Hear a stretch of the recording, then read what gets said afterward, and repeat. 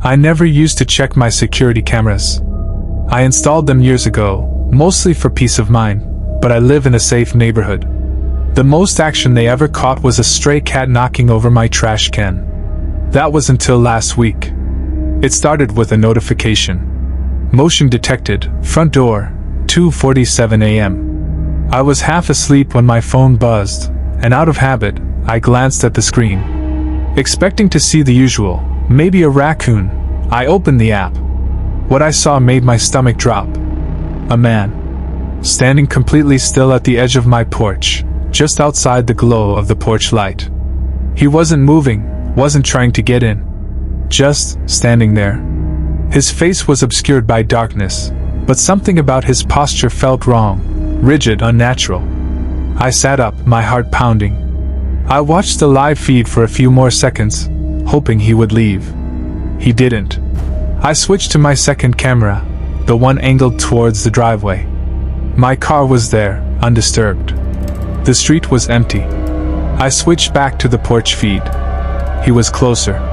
Not by much, but enough that I knew he had moved. I hadn't seen him take a step, but he was definitely closer. A chill ran down my spine. I checked the back door camera, empty. I switched back to the front. He was closer again. Now, he was at the foot of my steps, head tilted slightly, as if listening. My stomach turned. I didn't recognize him. He wasn't wearing anything distinct, just dark clothing, hands limp at his sides. I reached for my bedside drawer, pulling out the small knife I kept there.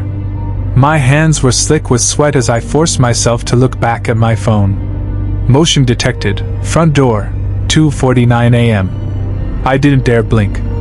I watched in horror as the man moved again. Only this time, I saw it. He didn't walk. He didn't step. He shifted. Like a glitch in a video game, his body snapped forward a foot closer, without any natural movement. My breath caught in my throat. I switched cameras again. The backyard clear. The driveway empty. My fingers hovered over the call button for 911, but some deep, primal part of me told me not to make a sound. I switched back to the porch. He was gone. The screen showed nothing but my empty porch, the same dull glow of the porch light flickering slightly in the night air.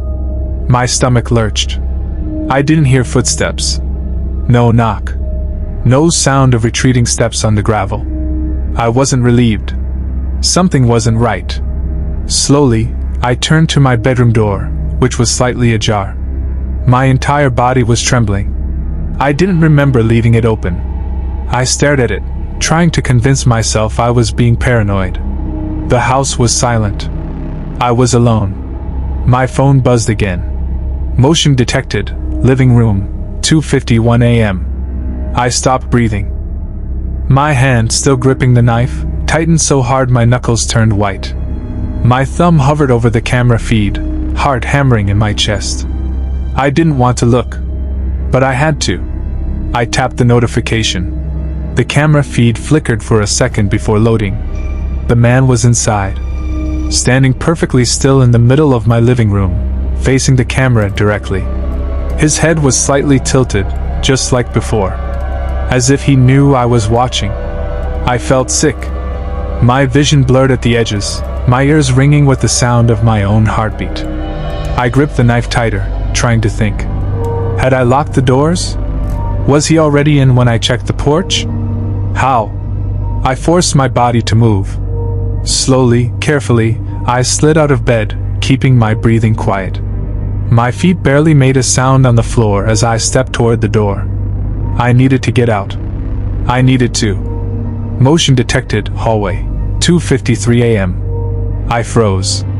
I didn't need to check the camera this time. I could feel it. The presence just beyond my bedroom door. Not moving. Just waiting. A whisper of cold air slipped under the doorframe. My pulse pounded in my ears.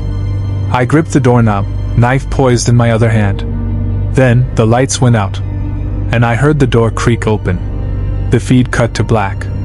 I don't remember what happened next. I woke up the next morning, sprawled on my bedroom floor, my phone lying beside me. The cameras were off. The house was locked. Everything looked normal. Except for one thing. The security footage had been wiped. All except for one screenshot. A single, grainy still image from 2:53 a.m. of my bedroom. And me, fast asleep in bed. With the man standing inches away, watching.